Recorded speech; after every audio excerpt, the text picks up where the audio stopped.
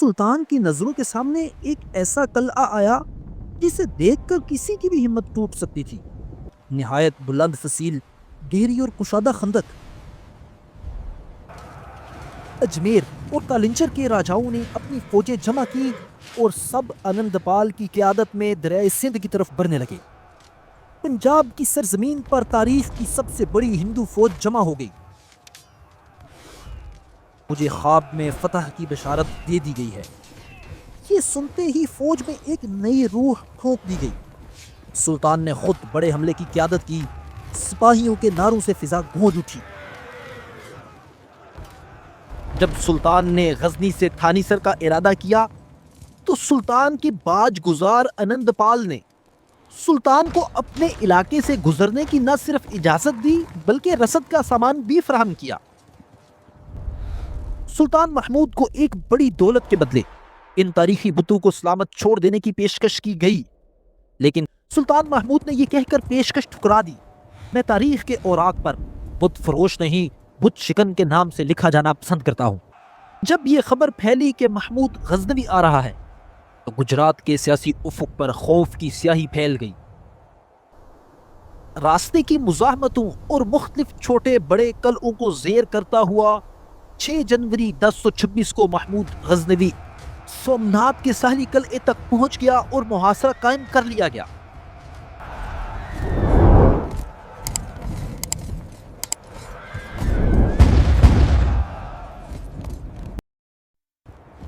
ایک ایسا مسلمان فتح جس نے تاریخ کے دھارے کو موڑ دیا، جس نے تنہا برے صغیر کے دروازے مسلمانوں پر ہمیشہ کے لیے کھول دیے۔ یہ تاریخ ہے سلطان محمود غزنوی کی، وہ شخص جس کے 17 حملوں نے ہندوستان کی تاریخ کو نئے سرے سے لکھ دیا۔ ناظرین، اب پچھلی ویڈیوز میں تفصیل سے جان چکے ہیں کہ محمد بن قاسم نے تقریباً 711 عیسوی میں سندھ فتح کیا، مگر اس کے بعد تقریباً 250 سال تک مسلمانوں کی ہندوستان کی طرف کوئی بڑی پیش قدمی نہیں ہوئی، نہ سندھ کے راستے سے نہ خیبر کے درے سے۔ یہ سکون، یہ خاموشی ٹوٹنے والی تھی ایک طوفانی شخصیت کے ہاتھوں۔ اگست 1001 میں سلطان محمود غزنوی 10,000 منتخب گھڑ سواروں کی ایک زبردست فوج لے کر غزنی سے پشاور کی طرف نکلا۔ یہاں لاہور کا راجہ جے پال 12,000 گھڑ سوار، 30,000 پیادہ فوج اور 300 جنگی ہاتھیوں کے ساتھ اس کے سامنے ڈٹ گیا۔ دونوں فوجیں آمنے سامنے ہوئیں۔ ہندو سپاہی بڑی بے باکی سے لڑے، لیکن آخر کار سلطان محمود کے منظم تربیت یافتہ گھڑ سوار دستوں کے سامنے ان کی صفائی ہو گئی۔ وہ بری طرح شکست کھا گئے۔ میدان جنگ میں ان کے 5,000 سپاہی مارے گئے، اور سب سے بڑا نقصان، راجہ جے پال اپنے 15 سرکردہ سرداروں کے ساتھ گرفتار کر لیا گیا۔ بڑے جنگی تاوان اور سالانہ ٹیکس کی شرط پر ان سب کو رہائی تو مل گئی، لیکن اس شکست کا صدمہ جے پال سے برداشت نہ ہو سکا۔ ذلت اور شرمندگی کے احساس نے اسے ایسا گھیر لیا کہ اس نے خود کو آگ میں جلا کر زندگی کا خاتمہ کر دیا۔ اس کے بعد اس کا بیٹا آنندپال لاہور کا نیا راجہ بنا۔ اب ہندوستان کے کئی بڑے سرکردہ حکمران سلطان محمود غزنوی کے باج گزار تھے اور منظرنامہ پرسکون چل رہا تھا، لیکن اچانک سلطان محمود غزنوی 1004 عیسوی میں سیستان کی ایک مہم سے واپس لوٹے تو دیکھا کہ ہندوستان سے خراج کی ادائیگی رک گئی ہے۔ لاہور کے راجہ آنندپال نے اپنا حصہ تو ادا کر دیا تھا، لیکن بھاٹیا کے باج گزار راجہ بیجی رائے نے خراج روک لیا، اور صرف یہی نہیں بلکہ اس نے مسلمانوں کے خلاف تلخ رویہ اپنایا اور ان گورنروں کو تنگ کرنا شروع کر دیا جنہیں سلطان محمود نے ہندوستان میں متعین کیا تھا۔ یہ چیلنج سلطان نے قبول کر لیا۔ وہ ملتان کے راستے بھاٹیا پہنچا۔ وہاں سلطان کی نظروں کے سامنے ایک ایسا قلعہ آیا جسے دیکھ کر کسی کی بھی ہمت ٹوٹ سکتی تھی۔ نہایت بلند فصیل، گہری اور کشادہ خندق۔ راجہ بیجی رائے نے اپنی راجپوت فوج کو جنگ کی پوری تیاری کے ساتھ ترتیب دے رکھا تھا۔ راجہ نے قلعے سے باہر نکل کر مقابلہ کرنے کا فیصلہ کیا۔ بیجی رائے کے سپاہی اس قدر بے جگری سے لڑے کہ لگاتار 3 دن کی خون ریز جھڑپوں کے بعد بھی جنگ کا کوئی نتیجہ نہ نکل سکا۔ تمام مضبوط مورچے ہندوؤں کے قبضے میں تھے۔ مسلمانوں کو بھاری نقصان اٹھانا پڑا، حتیٰ کہ وہ میدان جنگ کو چھوڑنے کی تیاری کرنے لگے۔ حالات نازک تھے اور پھر چوتھے دن کا سورج طلوع ہوا۔ سلطان محمود غزنوی اٹھے، ایک زوردار نعرہ لگایا اور اعلان کیا، مجھے خواب میں فتح کی بشارت دے دی گئی ہے۔ یہ سنتے ہی فوج میں ایک نئی روح پھونک دی گئی۔ سلطان نے خود بڑے حملے کی قیادت کی، سپاہیوں کے نعروں سے فضا گونج اٹھی۔ مسلمان فوج نے اس قدر شدت سے حملہ کیا کہ دشمن کو شہر کے دروازے تک دھکیل دیا گیا۔ اگلی صبح بھاٹیا کے قلعے کو مکمل طور پر گھیر لیا گیا۔ صرف چند دنوں میں قلعے کی چاروں طرف کی خندقیں بھر دی گئیں۔ راجہ بیجی رائے نے جب دیکھا کہ مزید مقابلہ ناممکن ہے تو وہ قلعہ خالی کر کے دریائے سندھ کے کنارے جنگل میں جا چھپا، لیکن سلطان کی فوج کے ایک دستے نے اس کا پیچھا کیا۔ جب بیجی رائے پکڑا جانے لگا تو اس نے ذلت سے بچنے کے لیے اپنی ہی تلوار سے اپنی جان لے لی، اور یوں سلطان محمود غزنوی بھاٹیا کو فتح کر چکا تھا۔ سلطان کو 200 ہاتھی، بے شمار غلام اور بیش قیمت مال غنیمت ہاتھ لگا۔ وہ فتح بن کر غزنی واپس پلٹا۔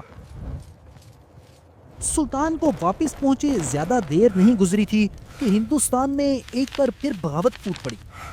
ملتان کا حکمران جو کئی سالوں سے سلطنت غزنیہ کا اطاعت گزار تھا، اس نے 1005 عیسوی میں لاہور کے راجہ آنند پال سے مل کر بغاوت کر دی۔ اب سلطان محمود کے پاس ایک ہی راستہ تھا، اس نے ملتان کو دوبارہ فتح کرنے کا فیصلہ کیا۔ وہ ایک بڑی فوج لے کر آگے بڑھا۔ پشاور کی پہاڑیوں میں آنند پال کی فوجوں نے اس کا مقابلہ کیا، لیکن غزنوی فوج نے آنند پال کو زبردست شکست دی۔ اس کا تعاقب کرتے ہوئے وہ دریائے چناب کے کنارے سودرا کے قصبے تک پہنچ گیا۔ آنند پال نے دریا کو عبور کیا اور کشمیر کے پہاڑوں میں جا کر پناہ لے لی۔ راجہ آنند پال سے فارغ ہونے کے بعد سلطان محمود غزنوی بٹھنڈا کی راستے ملتان پہنچا اور 7 دن تک شہر کا محاصرہ جاری رکھا۔ آخر کار شہر کا حکمران داؤد گرفتار ہو گیا۔ اسے معافی دے دی گئی، لیکن یہ شرط لگائی گئی کہ وہ ہر سال 20,000 چاندی کے درہم سلطنت غزنیہ کو خراج دے گا۔ سلطان محمود غزنوی اس بغاوت کو دبانے کے بعد واپس افغانستان لوٹ گئے۔ اگلے 2 سے 3 سال تک سلطان محمود غزنوی واپس ہندوستان تو نہ آیا، لیکن سلطان کے سینے میں ایک کانٹا ابھی بھی کھٹک رہا تھا۔ وہ تھا لاہور کا راجہ آنند پال، جس نے ملتان کی بغاوت میں داؤد کی حمایت کی تھی۔ چنانچہ سلطان نے 1008 عیسوی کے شروع میں ایک عظیم الشان فوج لے کر ہندوستان پر دوبارہ حملہ کرنے کا فیصلہ کیا۔ آنند پال پہلے سے ہی خبردار تھا۔ اس نے مسلمانوں کی طاقت کا مقابلہ کرنے کے لیے پورے ہندوستان میں اپیل کی۔ اجمیر اور کالنچر کے راجاؤں نے اپنی فوجیں جمع کی اور سب آنند پال کی قیادت میں دریائے سندھ کی طرف بڑھنے لگے۔ پنجاب کی سرزمین پر تاریخ کی سب سے بڑی ہندو فوج جمع ہو گئی۔ پشاور کی سرحدوں پر یہ فوج نمودار ہوئی اور پھر اس میں ہر روز اضافہ ہوتا چلا گیا۔ ملک بھر میں جنگی جنون اتنا زیادہ تھا کہ عورتوں نے اپنے زیورات تک بیچ کر جنگ کے اخراجات پورے کیے۔ پشاور کے قریب جب دونوں فوجیں آمنے سامنے ہوئیں تو راجہ نے اپنی تعداد سے فائدہ اٹھاتے ہوئے اسلامی فوج کو چاروں طرف سے گھیر لیا۔ عام حملے کے خطرے کے پیش نظر مسلمانوں نے اپنے گرد خندق کھودنے کا فیصلہ کیا۔ پھر یوں لگا جیسے وقت رک گیا ہو۔ دونوں فوجیں 40 دن تک آمنے سامنے پڑی رہیں، کوئی حرکت نہیں۔ آخر کار راجہ کے سپاہیوں نے خاموشی توڑی اور وہ خندق کے قریب آ گئے۔ مسلمانوں نے دشمن کو للکارنے کے لیے 63 تیر انداز آگے بھیجے۔ ان تیر اندازوں نے کامل مہارت کے ساتھ تیر اندازی کی تو کئی ہندو سپاہی اپنی جان سے ہاتھ دھو بیٹھے۔ راجہ کے سپاہی غصے میں بھر کر مسلمانوں کے مورچوں میں گھس آئے اور زبردست خون ریز جنگ شروع ہو گئی۔ مختصر سے حملے میں مسلمانوں کے 5000 سپاہی شہید ہو چکے تھے۔ راجہ کے سپاہی اپنی فتح کو بہت قریب دیکھ رہے تھے، لیکن یہ فتح عارضی ثابت ہوئی۔ سلطان محمود غزنوی نے اپنی فوج کو نئے سرے سے سنبھالا۔ غزنی گھڑ سواروں نے ڈٹ کر ہندو فوج کا مقابلہ کیا۔ اسی دوران اچانک ایک تیر انند پال کے ہاتھی کو لگا اور وہ بدک کر بھاگنے لگا۔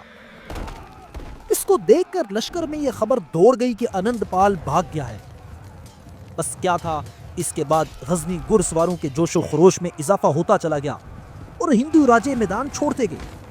شام تک میدان جنگ کا فیصلہ ہو گیا۔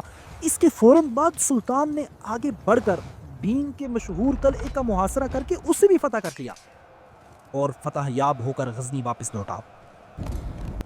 سلطان محمود غزنوی لاہور کے راجہ جے پال، انند پال اور ہندوستان کے بقیہ مشہور راجاؤں کے متحدہ لشکر کو شکست سے دوچار کر کے پورے ہندوستان پر اپنی دھاک بٹھا چکا تھا، لیکن سلطان کا مشن ابھی ادھورا تھا۔ اب تک کی جنگیں زمین کے ٹکڑوں اور قلعوں تک محدود تھیں، مگر اس سے آگے مقابلہ نظریات کا تھا۔ سلطان کا اگلا ہدف کوئی معمولی شہر نہیں، بلکہ وہ مقام تھا جو ہندوؤں کی مذہبی عقیدت گاہ تھی، تھانی سر۔ یہاں کئی تاریخی اور قدیم بت موجود تھے۔ 1014 عیسوی میں جب سلطان نے غزنی سے تھانی سر کا ارادہ کیا تو سلطان کے باج گزار انند پال نے سلطان کو اپنے علاقے سے گزرنے کی نہ صرف اجازت دی بلکہ رسد کا سامان بھی فراہم کیا۔ ہاں، اس کے ساتھ ایک درخواست کی کہ عالی جاہ تھانی سر کے مندروں کو نقصان نہ پہنچایا جائے، رعایا پر صرف خراج مقرر کر دیا جائے۔ انند پال نے اس کے علاوہ 50 جنگی ہاتھی اور بیش قیمت خزانے دینے کا وعدہ بھی کیا، لیکن سلطان نے یہ کہہ کر اس کی درخواست مسترد کر دی کہ بت پرستی کا خاتمہ اور دین اسلام کو رواج دینا ہمارا بنیادی فریضہ ہے۔ اور یوں ایک بڑا لشکر غزنی سے تھانی سر کی سمت روانہ ہوا۔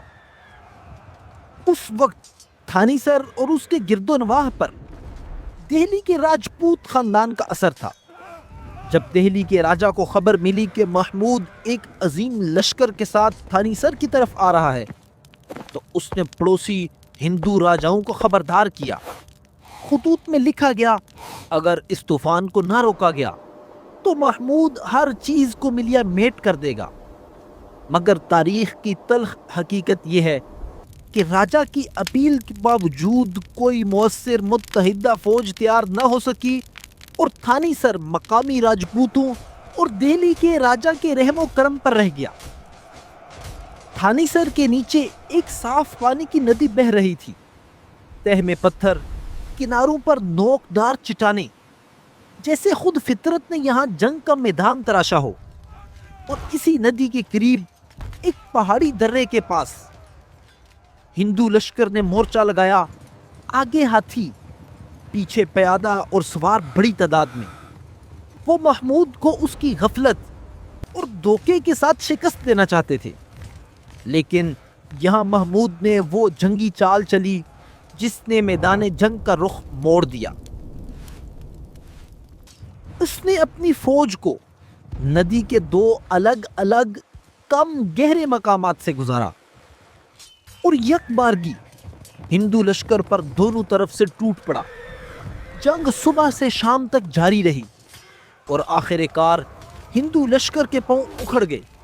تاریخی روایات کے مطابق اس جنگ میں اتنے ہندو سپاہی مارے گئے کہ ان کے خون سے ندی کا پانی سرخ ہو گیا اور پھر ایک عرصے تک کوئی اسے پینے کی جسارت نہ کرتا تھا۔ سلطان نے آگے بڑھ کر تھانی سر کے تاریخی شہر پر قبضہ کر لیا۔ تمام بڑے مندر توڑ دیے گئے اور بت پاش پاش کر دیے گئے۔ اس فتح کے نتیجے میں قیدیوں کی ایک بڑی تعداد سلطان محمود کے قبضے میں آئی۔ بعض تاریخی روایات کے مطابق 2 لاکھ ہندو باشندوں کو غلام بنا لیا گیا۔ ایسا ممکن ہے کہ عدد میں ایک مبالغہ ہو، لیکن حقیقت یہ ہے کہ مرد، عورتیں، بچے بڑی تعداد میں قیدی بنے۔ اور غلام بنا کر فروخت کیے گئے۔ تاریخ فرشتہ کے مصنف لکھتے ہیں تھانی سر کی فتح کے بعد اتنے ہندو غلام غزنی لائے گئے کہ غزنی خود ایک ہندوستانی شہر کا منظر پیش کرنے لگا۔ تھانی سر کی کامیابی نے سلطان محمود کے حوصلوں کو بہت بلند کیا اور صرف 2 سال کے مختصر عرصے کے بعد 1017 عیسوی کے موسم بہار میں سلطان ایک بار پھر ہندوستان کا ارادہ کر چکا تھا۔ 1,00,000 گھڑ سوار اور 20,000 پیادہ فوج لے کر سلطان محمود غزنوی کنوج کی طرف بڑھا۔ کنوج کا راجہ بڑی شان و شوکت کا مالک تھا، لیکن وہ اس وقت دفاع کے لیے مکمل طور پر تیار نہ تھا، سو اس نے صلح کر لی اور سلطان کا باج گزار بن گیا۔ سلطان نے آس پاس کے کئی چھوٹے بڑے قلعے فتح کیے اور دوبارہ فاتحانہ انداز میں غزنی واپس آ گیا۔ مگر 1021 عیسوی میں مقامی ہندو راجاؤں نے متحدہ لشکر تیار کر کے کنوج کے راجہ پر حملہ کر دیا، کیونکہ اس نے سلطان محمود سے صلح کر لی تھی اور اس کا باج گزار بن گیا تھا۔ جب سلطان کو اس کی خبر ملی تو وہ فوراً ہندوستان کی طرف روانہ ہوا، لیکن اس کے پہنچنے سے پہلے ہی کالنجر کے راجہ نندا نے کنوج پر قبضہ کر لیا اور وہاں کے راجہ کو قتل کر دیا۔ سلطان محمود نے انتقام لینے کے لیے نہ صرف کنوج پر حملہ کر کے کنوج کا اقتدار واپس لیا، بلکہ آگے بڑھ کر کالنجر کا بھی محاصرہ کر لیا اور وہاں کے راجہ کی مزاحمت کو کچل کر کالنجر پر بھی سلطنت غزنیہ کے جھنڈے گاڑ دیے۔ ناظرین، تھانی سر، کنوج اور کالنجر کی فتح کے بعد شمالی ہند کی بڑی طاقتیں سلطان محمود کے سامنے جھک چکی تھیں۔ راستے صاف اور دروازے کھل چکے تھے، مگر یہ ابھی اختتام نہیں تھا۔ گجرات میں ایک ایسا مقام باقی تھا جس کا نام صرف ایک شہر کے طور پر نہیں بلکہ ایک نظریے کے طور پر تھا۔ وہ مقام جہاں دولت، طاقت اور عقیدے کا ٹکراؤ ہونا تھا۔ اگلی قسط میں ہم اس دروازے تک پہنچیں گے جسے تاریخ سومناتھ کے نام سے جانتی ہے۔ سمندر کی لہروں کے درمیان ایک قلعہ نما شہر سومناتھ، جہاں صدیوں کا سونا، چاندی، ہیرے جواہر اور قیمتی دھاتوں سے تراشے گئے کئی تاریخی بت ایک خزانے کی صورت میں جمع ہو چکے تھے۔ دوسری طرف 1025 کے آخر میں یہ محمود غزنوی کا ہندوستان پر تاریخی حملہ تھا، جس کی بازگشت صدیوں تک سنائی دی۔ ماہ اکتوبر کے اختتام پر وہ غزنی سے تقریباً 30,000 گھڑ سوار لے کر نکلا۔ یہ کوئی معمولی یلغار نہیں بلکہ نظریات اور عقیدوں کا ٹکراؤ تھا۔ قدیم روایات کے مطابق سمندر کی لہروں کے اتار چڑھاؤ کو سومناتھ دیوتا کے حضور سمندر کی عبادت سمجھا جاتا تھا۔ مندر کی شان و شوکت صرف عقیدت نہیں، طاقت بھی تھی۔ اس مندر کے لیے آس پاس کے 10,000 سے زائد دیہات کی آمدنی وقف تھی۔ لامحدود اخراجات اسی آمدن سے پورے ہوتے۔ روزانہ دریائے گنگا کا پانی تقریباً 300 کلومیٹر دور سے لا کر مندر کو دھویا جاتا۔ یہ محض عبادت نہیں، یہ ایک پورا نظام، مذہب، دولت، انتظام سب ایک جگہ تھا۔ چاند یا سورج گرہن کے موقع پر دور دراز سے لاکھوں زائرین یاترا کے لیے جمع ہوتے۔ مندر میں پوجا اور دیکھ بھال کے لیے تقریباً 1,000 برہمن پجاری ہمہ وقت موجود رہتے تھے۔ جب یہ خبر پھیلی کہ محمود غزنوی آ رہا ہے تو گجرات کے سیاسی افق پر خوف کی سیاہی پھیل گئی۔ اس وقت گجرات پر چالوکیہ سلطنت یعنی سولنکی خاندان کے راجہ بھیم اول کی حکومت تھی۔ راجہ بھیم دیو مقابلہ کرنے کے بجائے اپنے اہل و عیال کو لے کر بھاگ نکلا اور ساحل کے قریب کانٹ کوٹ نامی قلعے میں پناہ گزین ہوا۔ نتیجہ، سومناتھ کے قلعے اور مندر کا دفاع مقامی محافظوں، برہمن پجاریوں اور عقیدت مند رضاکاروں کے رحم و کرم پر رہ گیا۔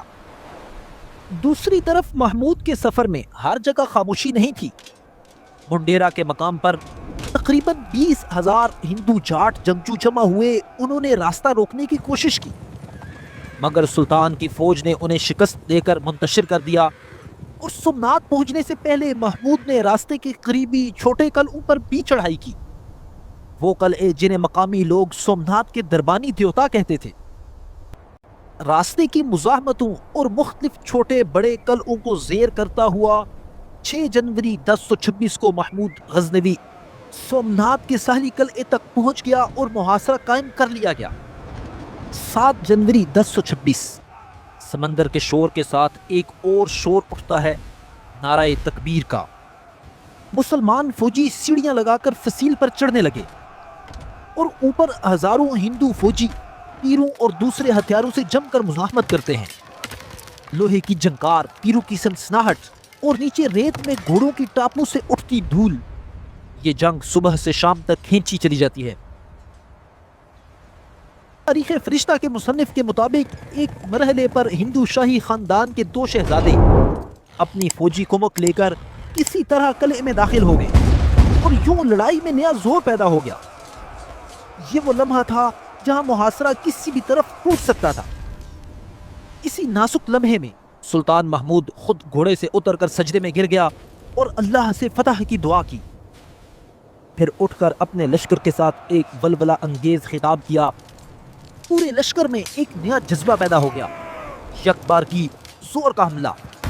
رات کی تاریکی گہری ہونے سے پہلے سلطان کی فوج فصیل پر قدم جما چکی تھی، لیکن فتح دور اور فیصلہ بھی باقی تھا۔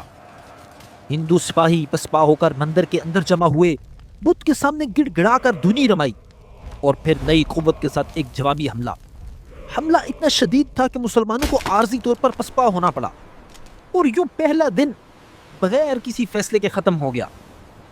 دوسرے روز لڑائی پھر شدت سے شروع ہوئی۔ تاریخی روایات کے مطابق ہندو سپاہیوں کا جوش دیدنی تھا، وہ دیوتاؤں کے چرنوں سے لپٹ کر دعائیں مانگتے، پھر باہر نکلتے اور سر دڑ کی بازی لگا کر لڑتے اور گرتے چلے جاتے۔ کیوں دوسرا دن بھی کسی حتمی فیصلے کے بغیر اپنے انتہا کو پہنچ گیا۔ البتہ اتنا ضرور تھا کہ مسلمان سپاہی قلعے کے اندر تک پہنچ چکے تھے اور جنگ کا فیصلہ بہت حد تک واضح نظر آ رہا تھا۔ تیسرے دن کا سورج طلوع ہوا تو محمود غزنوی نے اپنے سپاہیوں اور کمانڈروں کو ایک فیصلہ کن یلغار کرنے کا حکم دیا۔ خون ریز لڑائی کے بعد قلعے اور مندر پر مسلمانوں نے مکمل قبضہ کر لیا۔ اس 3 روزہ مزاحمت کے نتیجے میں ہندو رضاکاروں کی ایک بڑی تعداد اپنی جان سے ہاتھ دھو بیٹھی اور بہت سے جو زندہ بچے کشتیوں میں سمندر کے راستے فرار ہونے کی کوشش کرتے ہوئے اپنی جان گنوا بیٹھے۔ اگلے کئی دنوں تک مسلمان سپاہی مقتولین کے جسموں کو کھنگال کر مال غنیمت جمع کرتے رہے۔ یہ معرکہ سلطان محمود کی فیصلہ کن فتح اور ہندوؤں کی عبرتناک شکست کے طور پر یاد کیا گیا۔ فتح کے بعد سلطان محمود قلعے کے تاریخی مندر میں داخل ہوا اور سب سے پہلے شنکر مہادیو کے مشہور بت کو اپنے گرز کے تیکھے وار سے پاش کر دیا اور حکم دیا اس کے ٹکڑے اکٹھے کر کے غزنی لے جاؤ اور جامع مسجد کی سیڑھیوں پر ڈال دو تاکہ نمازی آتے جاتے ان ٹکڑوں کو اپنے پاؤں کے نیچے رونتے رہیں۔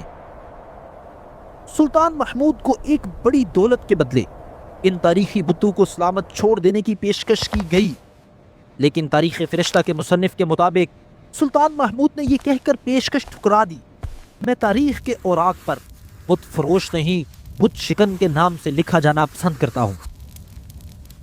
کئی تاریخی روایات سے یہ بات ثابت ہوتی ہے کہ سومنات کے بت خانے سے حاصل شدہ دولت 30 لاکھ دینار یعنی 2 کروڑ سے بھی متجاوز تھی۔ مندر کے ستون، دیواریں، دروازے سب قیمتی جواہر سے مرصع تھے۔ سلطان نے اپنے دربار کے شاعر ملک الشعراء حسن مجددی سے ایک فتح نامہ لکھوایا جس میں اسے سومنات کے خداؤں کو شکست دینے والا شہنشاہ قرار دیا گیا۔